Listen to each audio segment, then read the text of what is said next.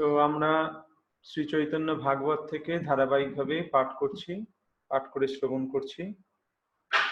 তো আজ আমরা চৈতন্য ভাগবতের চতুর্থ অধ্যায় থেকে পাঠ করব। চতুর্থ অধ্যায়ের 107 নম্বর শ্লোক অবধি আমরা পাঠ করেছিলাম, তারপর থেকে পাঠ করছি।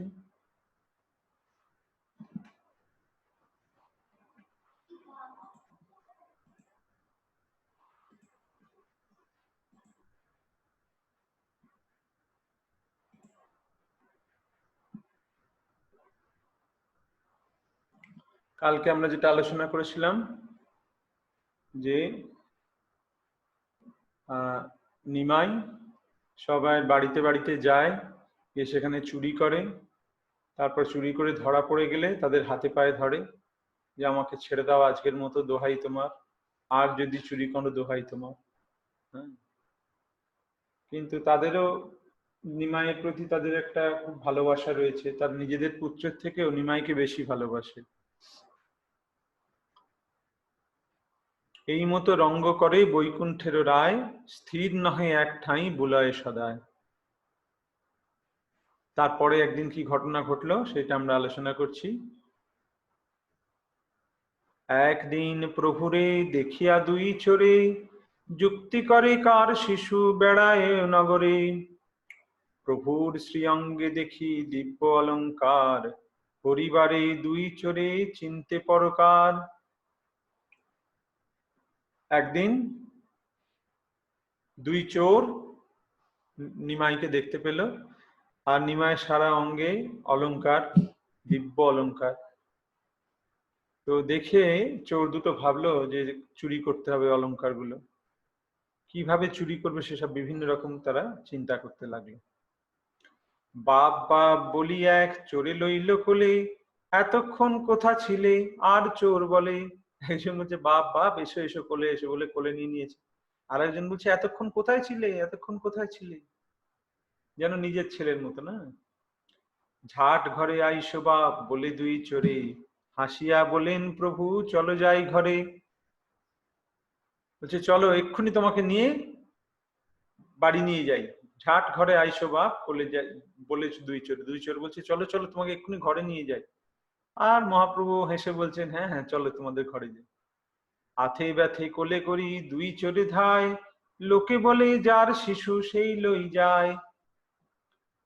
দুজনে চোরে মিলে মহাপ্রভুকে চুরি করে নিয়ে চলে যাচ্ছে, আর মহাপ্রভু তো হাসছেন, উনি তো কিছু বলছেন না। তাই লোকে দেখে কেউ বুঝতে পারছে না, সবাই ভাবছে যার ছেলে সেই নিয়ে যাচ্ছে। অর্বুদ অর্বুদ লোক কে বাকারে চিনে, মহাতুষ্ট চোর অলঙ্কার দর্শনে। অর্বুদ অর্বুদ লোক, কোটি কোটি লোক, কোটির থেকেও বেশি হচ্ছে অর্বুদ। সেই অর্বুদ অর্বুদ লোক সেই সময় নবদ্বীপ ধামে বাস করত। কি করে এটা সম্ভব হয়? এখন আমাদের মনে হতে পারে ওইটুকুনি একটা গ্রাম, সেখানে কোটি কোটি অর্বুদ অর্বুদ লোক কোথা থেকে এলো? এটাই হচ্ছে অচিন্ত। ভগবানের ধাম হচ্ছে অচিন্ত, এটা কোনো সাধারণ জড়জাগতিক স্থান নয়, এটা একটা ভগবানের ধাম, অচিন্ত ধাম, চিন্ময় ধাম। এই চিন্ময় ধামের মাহাত্ম্যই এমন যে সেটা দেখে মনে হতে পারে একটা সাধারণ জায়গা, কিন্তু সেখানে কোটি কোটি লোক, আগেও আলোচনা করা হয়েছে যে লক্ষ লক্ষ লোক এক একটা ঘাটে স্নান করে গঙ্গার। তো এগুলো আমরা যুক্তির মাধ্যমে বোঝাতে পারবো না। মহাতুষ্ট চোর অলঙ্কার দর্শনে, কেহ মনে ভাবে মুই নিমু তার। আচ্ছা, অর্বুদ অর্বুদ লোক কেবা তার কারে চিনে, মহাতুষ্ট চোর অলঙ্কার দর্শন। সেই চোরগুলো, চোর দুটো সে অলঙ্কার দর্শন করে খুব আনন্দিত হয়েছে। হ্যাঁ,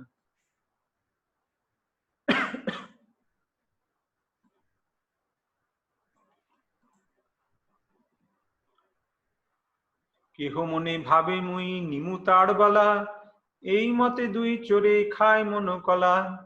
দুই চোর বলি যায় নিজ মর্মস্থানে, স্কন্ধের উপরি হাসি যান ভগবানে।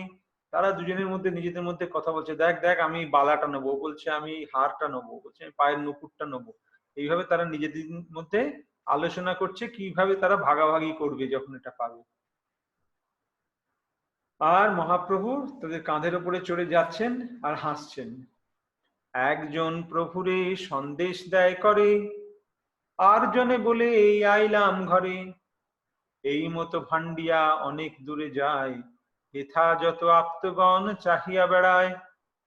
একজন তাদের মধ্যে আবার সন্দেশ দিচ্ছে, এই নাও খাও খাও খাও, সন্দেশ দিচ্ছি, এই এখন সন্দেশ খাও, তোমাকে ঘরে নিয়ে গিয়ে তোমার সমস্ত অলংকার আমরা চুরি করব। আর একজন বলছে এই তো এই ঘরে এসে গেলাম বলে এক্ষুনি পৌঁছে যাব। এইভাবে তারা ছুটে অনেক দূর চলে যাচ্ছে। আর এদিকে বাড়ির লোকেরা তারা মহাপ্রভুকে খুঁজছে, দেখতে পাচ্ছে না। কেহ কেহ বলে আইসো আইসো বিশ্বম্ভর, কেহ ডাকে নিমাই করিয়া উচ্চ স্বর। পরম ব্যাকুল হইলেন সর্বজন, জল বিনা যেন হয় মৎস্যের জীবন। সবাই ডাকছে নিমাই নিমাই করে ডাকছে, সবাই ব্যাকুল হয়ে গেছে, যেন নিমাইকে ছাড়া, যেমন মাছ যেমন জল ছাড়া যেরকম অবস্থা হয়, নিমাইকে ছাড়া সেখানকার লোকেদের সেই রকম অবস্থা। সবে সর্ব ভাবে লইলা গোবিন্দ শরণ, প্রভু লইয়া যায় চোর আপন ভবন। বৈষ্ণবী মায়ায় চোর পথ নাহি চিনে, জগন্নাথ ঘরে আইল নিজ ঘর জ্ঞানে। এইভাবে তারা চলেছে। কিভাবে চলেছে? জগন্নাথ মিশ্রের ঘরেই আবার তারা ঘুরে ফিরে চলে এসছে। তারা বুঝতেই পায়নি বৈষ্ণবী মায়ায় চোর পথ নাহি চিনি। ভগবানের মায়া, মায়া সত্যি এমন যে তাদেরকে ভুলিয়ে জগন্নাথ মিশ্রের ঘরে অর্থাৎ নিমাইয়ের ঘরেই নিয়ে চলে এসেছে। তারা ভাবছে তাদের নিজের ঘরে গেছে। জগন্নাথ ঘরে আইলো নিজ ঘর জ্ঞানে, যেন মনে হয় ওরা ভাবছে যে আমরা নিজেদের ঘরে পৌঁছে গেছি, আসলে এসে দেখছি কোথায় পৌঁছেছে, জগন্নাথ মিশ্রের ঘরে। চোর দেখে আইলাম নিজ মর্মস্থানে, অলংকার হরিতে হইল সাবধানে। তখন তারা সেই অলংকারগুলো হরণ করতে মনস্থ করেছে, এবার চোর চুরি করব। চোর বলে নাম বা পাইলাম ঘর, প্রভু বলে হয় হয় নামাও সত্তর। যেখানে সকল গণে মিশ্র জগন্নাথ, বিষাদ ভাবেন সবে মাথে দিয়া হাত। যেখানে সবাই মাথায় হাত দিয়ে বসে আছে, জগন্নাথ মিশ্র মাথায় হাত দিয়ে বসে আছেন যে কোথায় গেল নিমাই। ঘুরে ঘুরে নিমাইকে নিয়ে চোর দুটো সেইখানেই এসেছে। আর চোর বলছে বাপ এবার নামো তো, তোমার ঘর, এবার আমাদের ঘরে এসে গেছি। আর প্রভু বলছে হ্যাঁ হ্যাঁ এটাই আমার ঘর, এটাই আমার ঘর, আমাকে নামাও নামাও। মায়া মুগ্ধ চোর ঠাকুরের সেই স্থানে, স্কন্ধ হইতে নামাইল নিজ ঘর জ্ঞানে। নামিলেই মাত্র প্রভু গেলা পিতৃকোলে, মহানন্দ করি সবে হরি হরি বলে। যেই নামিয়ে দিয়েছে মহাপ্রভু ছুটে গিয়ে জগন্নাথ মিশ্রের কোলে, পিতার কোলে গিয়ে উঠে পড়েছেন। আর সবাই হরি বল খুঁজে পেয়ে গেছে নিমাইকে, সবাই আনন্দে হরি বল বলছে। সবার হইল অনির্বচনীয় রঙ্গ, প্রাণ আসি দেহের হইল যেন সঙ্গ। আপনার ঘর নহে দেখে দুই চোরে, কোথা আসিয়াছি কিছু চিনিতে না পারে। গন্ডগোলে কে বাকারে অবধান করে, চারিদিকে চাহি চোর পলাইল ডরে। চোর দুটো দেখছে আরে এ তো বেগতিক হয়ে গেছে, আমরা নিজেদের ঘর ভেবে বাচ্চাটাকে ওর নিজের বাড়িতেই নিয়ে এসে উপস্থিত করেছি।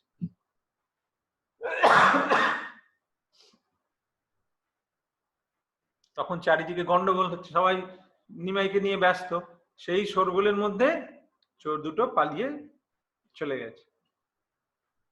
পরম অদ্ভুত দুই চোর মনে গণে, চোর বলে ভেলকি বা দিল কোন জানে। চোর দুটো বলছে যে এই তো অদ্ভুত ব্যাপার হলো, এরকম ভেলকি কে দিল। চণ্ডী রাখিলে নাজি বলে দুই চোরে, সুস্থ হইয়া দুই চোর কোলাকুলি করে। বলছে খুব জোর বেঁচে গেছি রে, চুরি করতে পারিনি তাতে কোনো দুঃখ নেই, কিন্তু এখন ধরা পড়ে গেলে মারতে মারতে প্রাণ বেরিয়ে যেত। তো চণ্ডী আজকে আমাদের রক্ষা করেছে। পরমার্থে দুই চোর মহাভাগ্যবান, নারায়ণ যার স্কন্ধে করিলা উত্থান। এথা সর্বগণে মনে করেন বিচার, কে আনিল দেহ বস্ত্র শিরে বান্ধিতার।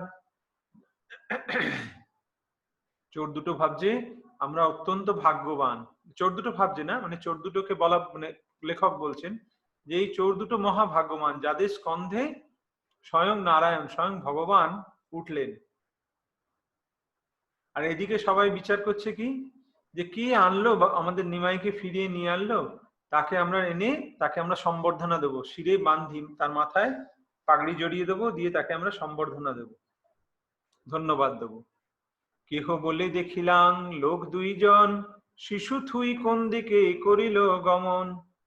কেউ বলছে এই তো দুটো লোককে দেখলাম, নিমাইকে নামিয়ে দিয়ে কোন দিকে যেন চলে গেল।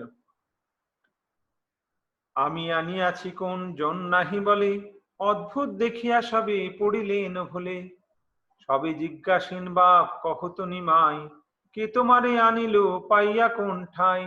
কেউ বলছে না যে আমি নিয়ে এসেছিস। আর এইরকম অদ্ভুত দেখে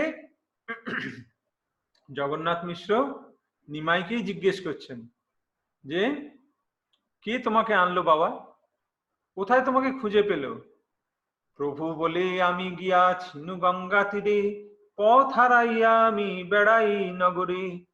তবে দুইজন আমা কুলেতে করিয়া, কোন পথে এইখানে থুইল আনিয়া। মহাপ্রভু সেই রকম ভাবে বলছেন যে আমি গঙ্গা তীরে গেছিলাম বেড়াতে, তারপর পথ হারিয়ে আমি নগরে নগরে ঘুরে বেড়াচ্ছিলাম। সেই সময় দুইজন আমাকে দেখতে পেয়ে আমাকে তুলে নিয়ে এসে এইখানে পৌঁছে দিয়ে গেল। সবে বলে মিথ্যা কভু নহে শাস্ত্র বাণী, দৈবে রাখে শিশু বৃদ্ধ অনাথ আপনি। সবাই বলছে যে দেখো শাস্ত্রবাণী কিন্তু মিথ্যা নয়, এই শিশু বৃদ্ধ আর অনাথ এদেরকে দেবতারাই রক্ষা করেন।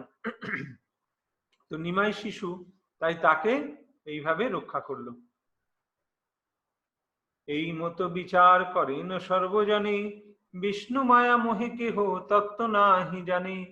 এই মতো রঙ্গ করে বৈকুণ্ঠের রায়, কে তারে জানিতে পারে যদি না জানায়। বেদ গোপ্য এসব আখ্যান যেই শুনে, তার দৃঢ় ভক্তি হয় চৈতন্য চরণে। শ্রীকৃষ্ণ চৈতন্য নিত্যানন্দ ছাদ যান, বৃন্দাবন দাসত ছু পদ যুগে গান। এইরকম বিচার সকলে করছে যে বিষ্ণু মায়া মোহে কেহ তত্ত্ব নাহি জানে। কিছু বিষ্ণু মায়ার ফলে, ভগবানের মায়ার প্রভাবে কেউ আসল ব্যাপারটা বুঝতে পারছে না, যে ইনি যে স্বয়ং ভগবান সেটা কেউ বুঝতে পারছে না। এইভাবে মহাপ্রভু নবদ্বীপে শৈশবকালে অপূর্ব সব লীলা করছেন। আর বৃন্দাবন দাস ঠাকুর আশীর্বাদ করছেন যে বেদ গোপ্য এইসব আখ্যান, হ্যাঁ, যে শোনে তার চৈতন্য চরণে তার দৃঢ় ভক্তি হয়। ইতি শ্রী চৈতন্য ভাগবতে আদি খণ্ডে নামকরণ বালচরিত চৌরাপহরণ বর্ণন নাম চতুর্থ অধ্যায়। পঞ্চম অধ্যায়। জয় জয় ভক্ত প্রিয় প্রভু বিশ্বম্ভর, ধ্বজ বজ্রাঙ্কুশ পদ মহামহেশ্বর। হেনমতে আছে প্রভু জগন্নাথ ঘরে, অলক্ষিতে বহুবিধ স্বপ্রকাশ করে। মহাপ্রভুর পদে চরণে কি রয়েছে? ধ্বজ বজ্রাঙ্কুশ পদ। তার চরণে যেমন শ্রীকৃষ্ণের পায়ে ধ্বজ বজ্র অঙ্কুশ এরকম বিভিন্ন চিহ্ন রয়েছে, মহাপ্রভুর চরণেও সেই রকম বিভিন্ন চিহ্ন রয়েছে, তিনি যে ভগবান সেই চিহ্ন রয়েছে। এইভাবে ভগবান তার বিভিন্ন লীলা করছেন। একদিন ডাকি বলে মিশ্র পুরন্দর, আমার পুস্তক আনো বাস বিশ্বম্ভর। বাপের বচন শুনি ঘরে ধাইয়া যায়, রুনু ঝুনু করিয়ে নুপুর বাজে পায়। মিশ্র বলে কথা শুনি নুপুরেরও ধ্বনি, চতুর্দিকে চায় দুই ব্রাহ্মণ ও ব্রাহ্মণী। একদিন মিশ্র পুরন্দর মানে জগন্নাথ মিশ্র, তিনি নিমাইকে বলছেন বাবা আমার বইটা নিয়ে এসো তো। সেই কথা শুনে শিশু নিমাই ছুটে ছুটে গিয়ে বাবার জন্য বইটা নিয়ে আসতে যাচ্ছে, আর রুনু ঝুনু করে নুপুর বাজছে। মিশ্র বলে কোথা থেকে নুপুরের ধ্বনি পাচ্ছি, নুপুরের আওয়াজ কোথা থেকে আসছে? যারা চারিদিকে এদিক ওদিক তাকিয়ে দেখছে, আমার পুত্রের পায়ে নাহি কোন নূপুর, কোথায় বাজিল বাদ্য নূপুর মধুর। তারা ভাবছে আমার ছেলের পায়ে তো নূপুর নেই, তাহলে কোথা থেকে এত সুন্দর নূপুরের আওয়াজ আসছে। কি অদ্ভুত দুই জনে মনে মনে গণে, বচন না স্ফুরে দুই জনেরও বদনে। পুঁথি দিয়া প্রভু চলিলেন খেলাইতে, আর অদ্ভুত দেখে গিয়া গৃহের মাঝেতে। তারা অবাক হয়ে গেছে, বাবা মা অবাক হয়ে গেছে, কোথা থেকে এরকম নুপুরের ধ্বনি হলো। তারা কিছু ভেবে পাচ্ছেন না। এদিকে নিমাই এসে পুঁথি দিয়ে বাবার কাছে আবার খেলতে চলে গেলেন। আর তারা ঘরের মেঝেতে দেখছেন, সব গৃহে দেখে অপরূপ পদ চিহ্ন, ধ্বজ বজ্র অঙ্কুশ পতাকাদি ভিন্ন ভিন্ন। তারা দেখছেন যে ঘরের মেঝেতে পায়ের ছাপ, সে পায়ের ছাপেতে ধ্বজ বজ্র অঙ্কুশ পতাকা আদি চিহ্ন, চরণ চিহ্ন, অর্থাৎ ভগবানের চরণ চিহ্ন তাদের ঘরেতে রয়েছে, পড়েছে। আনন্দিত দোহে দেখি অপূর্ব চরণ, দোহে হইলা পুলকিত সজল নয়ন। পাদ পদ্ম দেখি দোহে করে নমস্কার, দোহে বলে নিস্তারিনু জন্ম নাহি আর। তারা সেই চরণ চিহ্ন দেখে কাঁদতে কাঁদতে সেই চরণ পাদপদ্ম প্রণাম করছেন, আর বলছেন যে আমাদের জন্ম সার্থক হলো, আমাদের আর জন্মগ্রহণ করতে হবে না, আমরা ভগবানের শ্রীপাদপদ্মের চরণ চিহ্ন দর্শন করলাম। মিশ্র বলে শুনো বিশ্ব রূপেরও জননী, ঘৃত পরমান্ন রান্ধ হওয়া আপনি। মিশ্র বলছেন যে সচী মাতাকে, যে তুমি আজই পরমান্ন রান্না করো। ঘরে যে আছেন দামোদর শালগ্রাম, পঞ্চগব্যে সকালে করামুতানে স্নান। বুঝিলাম তেহ ঘরে বুলেন আপনি, অতএব শুনিলাম নূপুরের ধ্বনি।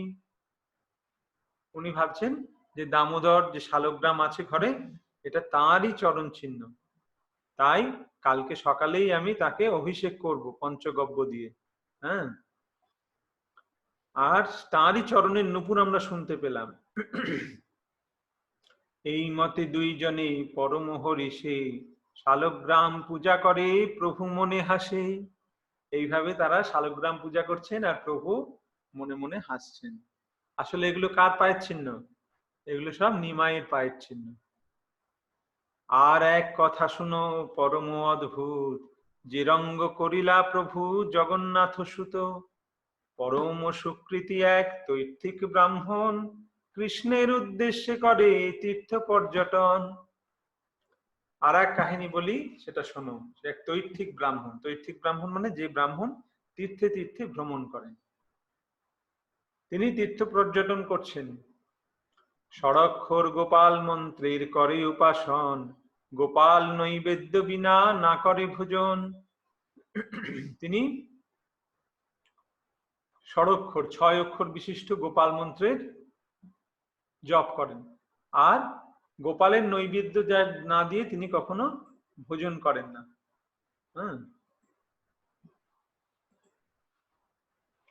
দৈবে ভাগ্যবান তীর্থ ভ্রমিতে ভ্রমিতে, আসিয়া মিলিলা বিপ্র প্রভুর বাড়িতে। দৈবক্রমে সেই বিপ্র ভ্রমণ করতে করতে, চারিদিকে ঘুরতে ঘুরতে নবদ্বীপে এসে পৌঁছালেন, এবং এলেন কোথায়? জগন্নাথ মিশ্রের বাড়িতে।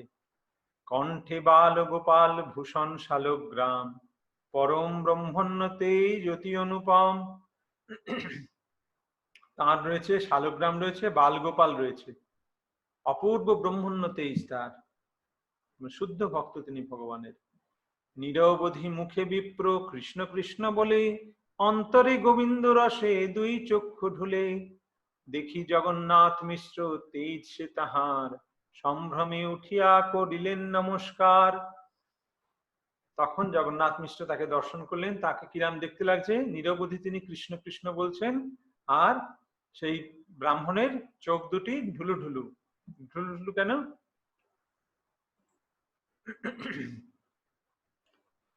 গোবিন্দ রসে, অর্থাৎ ভগবানের কথা চিন্তা করে গোবিন্দের প্রেম রসে তার চক্ষু দুটি ঢুলু ঢুলু। দেখি জগন্নাথ মিশ্র তেজ সে তাহার, সম্ভ্রমে উঠিয়া করিলেন নমস্কার। অতিথি ব্যবহার ধর্ম যেন মতে হয়, সব করিলেন জগন্নাথ মহাশয়। আপনে করিয়া তান পাদ প্রক্ষালন, বসিতে দিলেন আনি উত্তম আসন।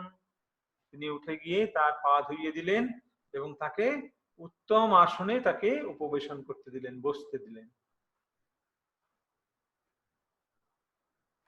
সুস্থ হই বসিলেন যদি বিপ্রবর, তবে তানে মিশ্র জিজ্ঞাসেন কোথা ঘর।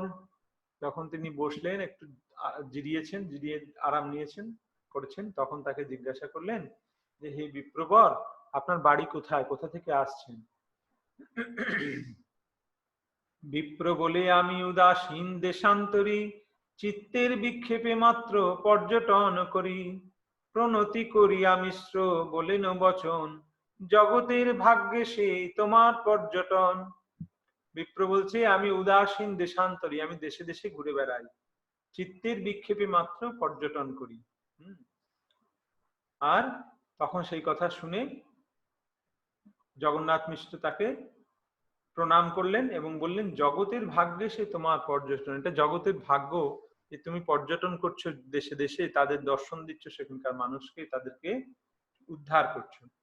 বিশেষত আজি আমার পরম সৌভাগ্য, আজ্ঞা দেখো রন্ধনের গিয়া করি গিয়া কার্য। আজ আমার অত্যন্ত সৌভাগ্য যে তুমি আমার গৃহে আজ এসেছো, তাই এখন আমাকে আজ্ঞা দাও, আমি ঘরে গিয়ে তোমার রন্ধনের সমস্ত ব্যবস্থা করি। বিপ্র বলে করো মিশ্র যে ইচ্ছা তোমার, হরি সে করিলাম মিশ্র দিব্য উপহার। বিপ্র বললেন ঠিক আছে, তোমার যা ইচ্ছা তাই করো। তখন মিশ্র, জগন্নাথ মিশ্র সঙ্গে সঙ্গে গিয়ে সব বন্দোবস্ত করতে লাগলেন। রন্ধনের স্থান উপোস করি ভালো মতে, দিলেন সকল সহ্য রন্ধন করিতে। সন্তোষে ব্রাহ্মণ বর করিয়া রন্ধন, বসিলেন কৃষ্ণেরে করিতে নিবেদন। তিনি রন্ধনের স্থান যেখানে রান্না হবে, কারণ তখনকার দিনে ব্রাহ্মণরা ছিলেন, তারা স্বপাকে রান্না করতেন, তারা কারোর হাতের রান্না খেতেন না। কেন? কারণ কে কিরকম সেটা তারা জানতেন না, তারা নিজেরা রান্না করতেন। তারা শুদ্ধাচারী নিষ্ঠাচারী ছিলেন, নিষ্ঠাবান ব্রাহ্মণ, এবং সেইভাবে তারা রান্না করে ভগবানকে ভোগ নিবেদন করে সেই প্রসাদ তারা গ্রহণ করতেন, প্রসাদান্ন গ্রহণ করতেন। তো সেইটা তিনি জানতেন জগন্নাথ মিশ্র, তাই তিনি কি করলেন, তার জন্য সমস্ত রান্নার বন্দোবস্ত করে দিলেন, যাতে সেই তৈর্থিক ব্রাহ্মণ নিজে রান্না করবেন। আর সেইগুলো সব করে দেওয়ার পর ব্রাহ্মণ রান্না করলেন, তারপর বসিলেন কৃষ্ণেরই করিতে নিবেদন, তারপরে তিনি ভগবানকে নিবেদন করতে বসলেন। সর্বভূত অন্তর্যামী শ্রী সচিনন্দন, মনে আছে বিপ্রেরে দিবেন দর্শন। ধ্যান মাত্র করিতে লাগিলা বিপ্রবর, সম্মুখে আইলা প্রভু শ্রী গৌর সুন্দর। আর শ্রী সচিনন্দন তিনি সর্ব অন্তর্যামী, তিনি সকলের মনের ভাব জানেন। এই ভক্ত, এই যে বিপ্র, সে পরম ভাগবত, সে মহাভাগবত, ভগবানের এক শুদ্ধ ভক্ত। তাই প্রভুর ইচ্ছা হয়েছে যে তাকে দর্শন দেবেন। সেই জন্য তিনি কি করলেন, যেই বিপ্র ধ্যান করতে আরম্ভ করেছেন, ভোগ লাগানোর জন্য ভোগেতে ভগবানকে আহ্বান করছেন যে হে প্রভু আপনি আসুন, এই অন্ন গ্রহণ করুন, তখন সেখানে এসে উপস্থিত হলেন নিমাই। সম্মুখে আইলা প্রভু শ্রী গৌর সুন্দর, গৌর সুন্দর সেখানে এসে উপস্থিত হলেন। ধুলাময় সর্ব অঙ্গ মূর্তি দিগম্বর, অরুণ নয়ন কর চরণ সুন্দর। হাসিয়া বিপ্রের অন্ন লইলা শ্রী করে, এক গ্রাস খাইলেন দেখে বিপ্রবরে। সর্ব তার দেহটা কিরাম, সে শিশুর মতন, একদম এক শিশু তো, অঙ্গ ধুলাময়, দিগম্বর, অরুণ নয়ন, তার সুন্দর অপরূপ রূপ। আর বিপ্র দেখছে যে সেই শিশুটি কাছে এসে হাসতে হাসতে এক মুঠি অন্ন সেখান থেকে তুলে নিয়ে খেতে আরম্ভ করেছে। হায় হায় করি ভাগ্যবন্ত বিপ্র ডাকে, অন্ন চুরি করিলে কো চঞ্চল বালকে। আর বিপ্র বলছে হায় হায় হায় হায়, এ কি হলো, এই বালক এসে আমার ভোগের নিবেদন উচ্ছিষ্ট করে দিল। আর তো এটা আমি ভগবানকে ভোগ দিতে পারবো না, ভগবানকে ভোগ দেওয়ার আগেই এই বালক এসে সেই অন্ন তুলে খেয়ে নিল। আসিয়া দেখেন জগন্নাথ মিশ্র বর, ভাত খায় হাসে প্রভু শ্রী গৌর সুন্দর। যখন জগন্নাথ মিশ্র সেখানে এসেছেন, তিনি এসে দেখছেন যে ভাত খায় হাসে প্রভু শ্রী গৌর সুন্দর, যে মহাপ্রভু ভাত খাচ্ছেন আর হাসছেন। ক্রোধে মিশ্র ধাইয়া যাইন মারিবারে, সম্ভ্রমে উঠিয়া বিপ্র ধরিলেন করে। বিপ্র বলে মিশ্র তুমি বড় দেখি আর্য, কোন জ্ঞান বালকের মারিয়া কি কার্য। স্বাভাবিক, হ্যাঁ, তার ছেলে এরকম ভাবে এসে তার নিবেদন উচ্ছিষ্ট করে দিয়েছে ব্রাহ্মণের, ব্রাহ্মণ আর ভোগ লাগাতে পারলেন না, তাই মিশ্র, জগন্নাথ মিশ্র অত্যন্ত ক্রুদ্ধ হয়েছেন এবং ক্রুদ্ধ হয়ে তিনি একে নিমাইকে মারতে যাচ্ছেন। বিপ্র বলে মিশ্র তুমি বড় দেখি আর্য, কোন জ্ঞান বালকের মারিয়া কি কার্য। যে তোমার তো ভারী বুদ্ধি, এ বলছে, ব্রাহ্মণ বলছে, কেউ তো বালক শিশু, ওর কি বুদ্ধি আছে, ওকে মেরে কি হবে। ভালো মন্দ জ্ঞান যার থাকে মারি তারে, আমার শপথ যদি মারো হো হারে। আমার শপথ, যদি ওকে তুমি মারো, যার ভালো মন্দ জ্ঞান আছে তাকে মারলে তবু কিছু লাভ হবে, যার ভালো মন্দ জ্ঞান নেই তাকে মেরে কি হবে। দুঃখে বসিলেন মিশ্র হস্ত দিয়া শিরে, মাথা নাহি তোলে মিশ্র বচন না স্ফুরে। দুঃখে জগন্নাথ মিশ্র মাথায় হাত দিয়ে বসে পড়েছেন, আর কোনো কথা বলছেন না। বিপ্র বলে মিশ্র দুঃখ না ভাবিহ মনে, যেদিনে যে হবে তাহা ঈশ্বর সে জানে। ফলমূল আদি গৃহে যে থাকে তোমার, আনি দেহ আজি তাহা করিব আহার। সেই বিপ্র বলছে, তৈর্থিক ব্রাহ্মণ বলছে যে মিশ্র তুমি কোনো চিন্তা করো না, যেদিন যার ভাগ্যে যা থাকে সে তাই লাভ করে।